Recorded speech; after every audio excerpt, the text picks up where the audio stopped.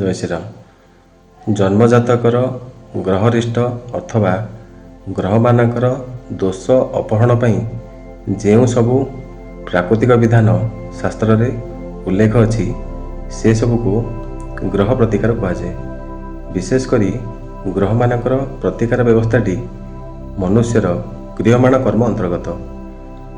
ତେବେ ପ୍ରଥମେ ପ୍ରତିକାର ବ୍ୟବସ୍ଥାର ପ୍ରଥମ ଭାଗରେ ଆସେ ଦାନ, ବିଶେଷ କରି ଗ୍ରହବସ୍ତୁ ଦାନ। ଦ୍ୱିତୀୟରେ ଆସେ ବିସର୍ଜନ।